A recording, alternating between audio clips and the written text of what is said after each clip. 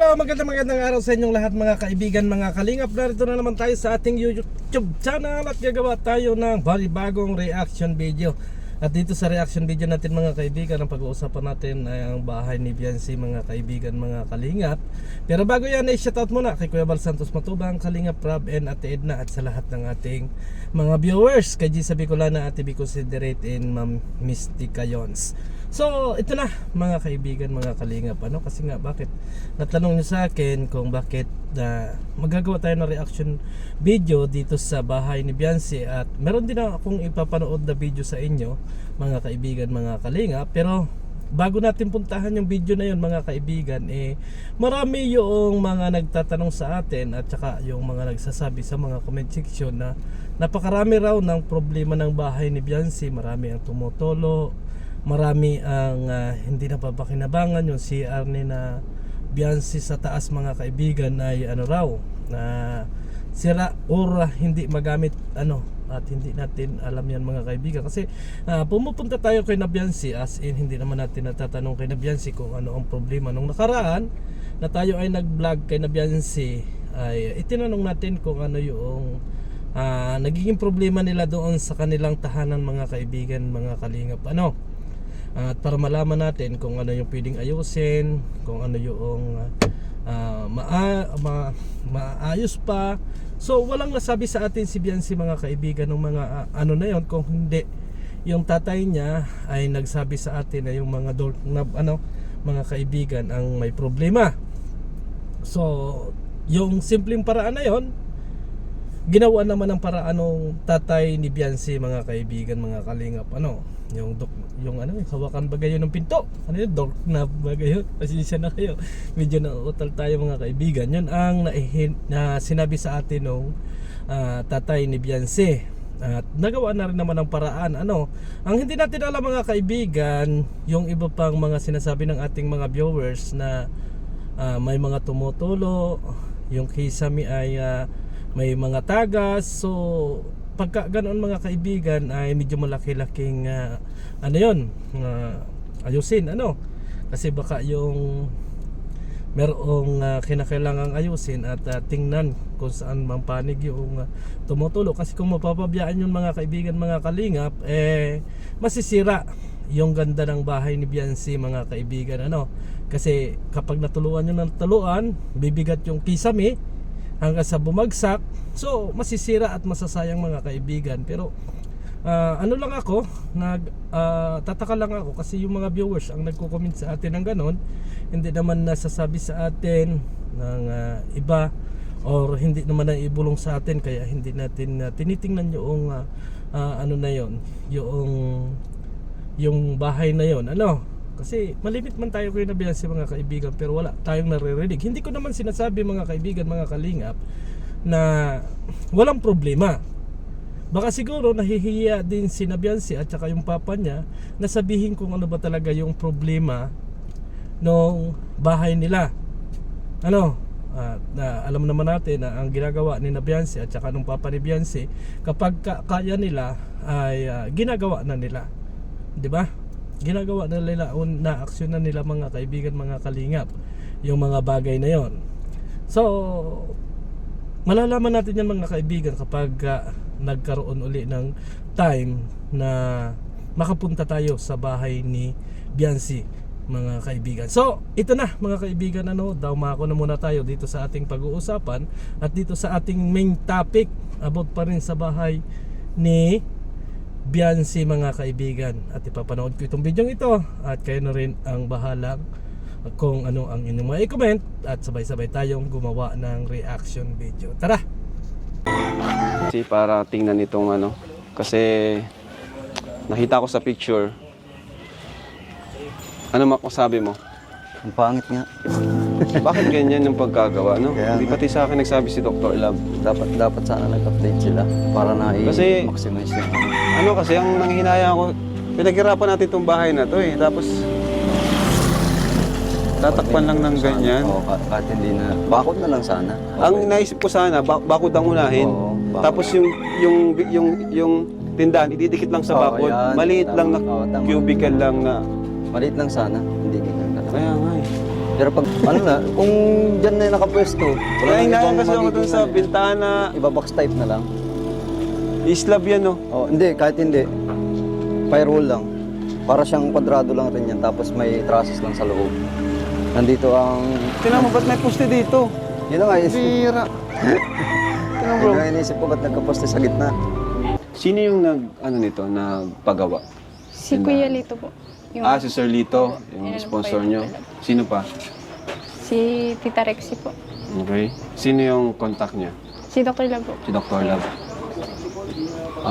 Anong sabi nila mama at papa mo nung gagawin yan?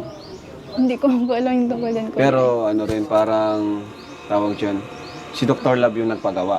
Tapos nagpaalam din naman sa inyo siyempre. Okay naman talaga. Wala naman problema kung may tindahan, negosyo, di ba? Di kami tutol doon. Pero sana ay nagsabi muna sa atin sila Dr. Love sana para napaganda natin yung design ba. Kasi, Hindi po at alam Kuya. Baka hindi po alam. Baka hindi po alam nila. Sino nandito ngayon? Sila mama mo? Wala po, ako lang po, Ikaw lang? kuya. Wala ka. Mag-isa ka dito. Doon po sila lahat. Dapat di ka mag-isa dito. Tapos may mga Siyempre, di mo naman makilala ba yung mga open na open. Ako nga talaga, ang gusto ko dito, mga kalingap, sa totoo lang, unahin is yung bakod. Kasi doon sa bakod, doon mo na pwedeng idikit yung yung tindahan. Gusto ko sana bakod muna, palibot. Tsaka mas safe. Kahit, mas safe. Unang Kapangit. Di ba Sayang naman tanong yung sa'yo bahay. si Dr. Love? Di nagtanong sa'yo? Hindi. Kala ko, sabi daw kasi sa mga comment, alam mo daw. Hindi na yung Dr. Love, attorney nga tayo yun eh. Hindi nga. Attorney na yun ngayon. May sariling ano na yun eh. Sabi kasi, Hindi alam mo natanong daw. din. Wala, wala. Alam mo may tindahan, pero di mo alam Alam na... magtatayo ng tindahan, Oo. kaya nakaganyan ang disenyo. Pero wala siyang... So, yung mga kalingap, No.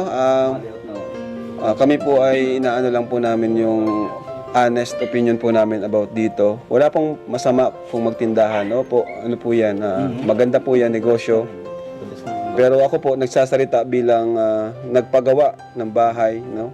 Saka pati para Sa tulong ng mga sponsors natin. Pero ilang buwan po din namin itong pinaghirapan ni Supermac. Kaya may karapatan din po kaming magsalita about dito.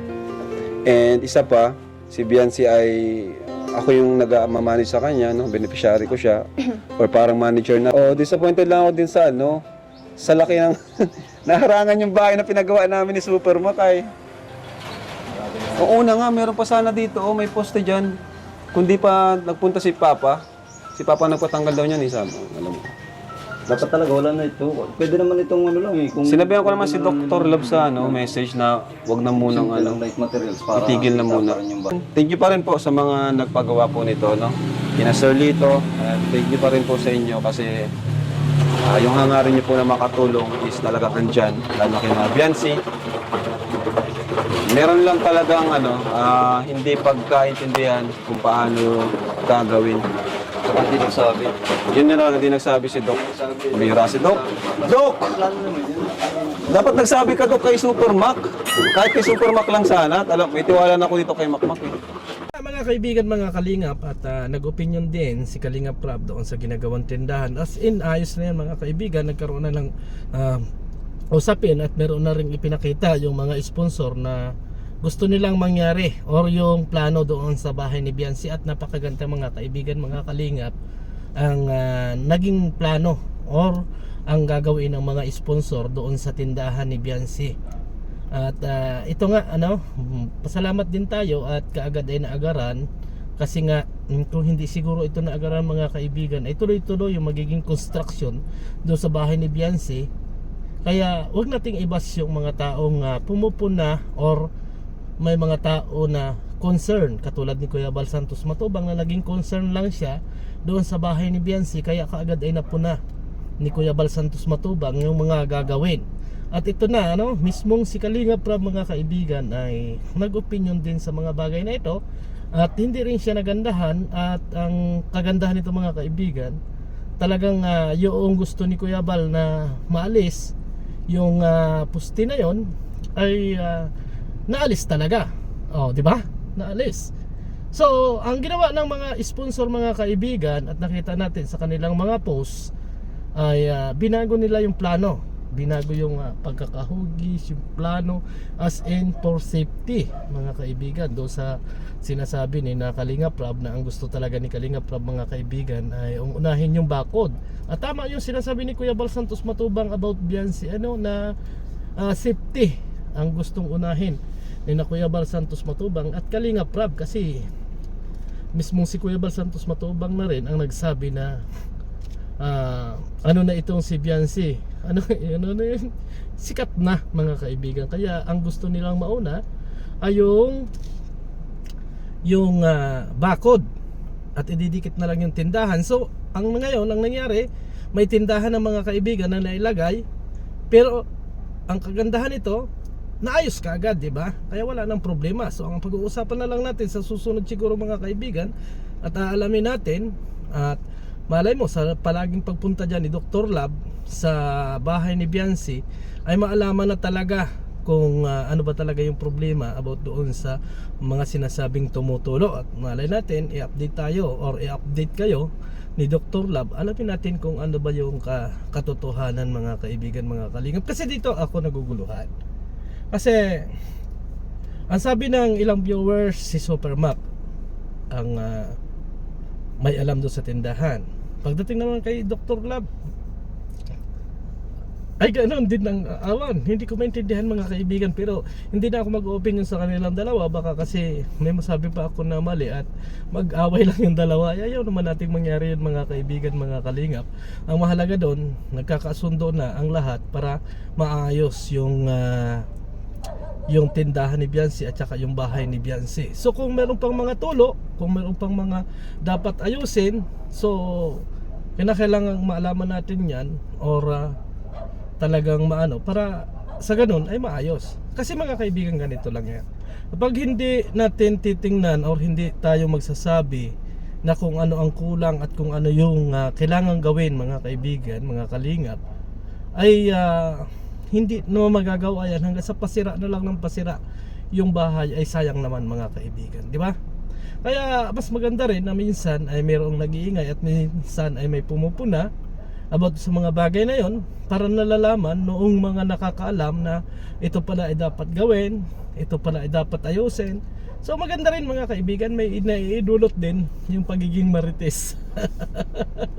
Meron din kasi tulad yan. Kung hindi dito, maraming nagsasabi sa atin na mga sira-sira yung may mga tumutulo, kung ano-ano pa man ang sinasabi sa ating mga comment section. So malalaman natin yan kapag nag-update si Dr. Lab or makapunta ulit tayo sa bahay ni Biansi, mga kaibigan, mga kalingap. Ang iba namang basher, mga kaibigan, pero hindi ko na inaintindi kasi yung mga ibang basher na sinasabi lagi dyan na na mayabang, kung ano-ano yung sinasabi about Kuya Bal Santos Matubang, as in hindi ninyo kilala ang isang Bal Santos Matubang. Kaya hahayaan ko na lang kayo dyan sa magsasalita dyan, kaso lang mariremove yung inyong mga comment na laban kay Kuya Bal Santos Matubang. So maraming salamat and God bless sa ating lahat. Harinawa, mga kaibigan, mga kalingap, ay magkaisa para sa magandang adhikain ng kalingap. At harinawa, mga kaibigan, ay kung may kaunting tampuhan or napupuna sa bawat isa, ay alamin natin kung ano ba talaga ang maiidulot na maganda. Katulad yan, nung unang live ni Kuya Bal Santos Matubang, marami ang nagalit, marami ang humusga kay Kuya Bal Santos Matubang. So doon sa pagpuna ni Kuya Bal Santos Matubang, doon natin nakita, mga kaibigan, mga kalingap, yung ikinaganda ng tindahan ni Biansi. So maraming salamat. At thank you pala doon sa magjowa, no? hindi pala natin na topic. So next time, and see you again. Bye bye.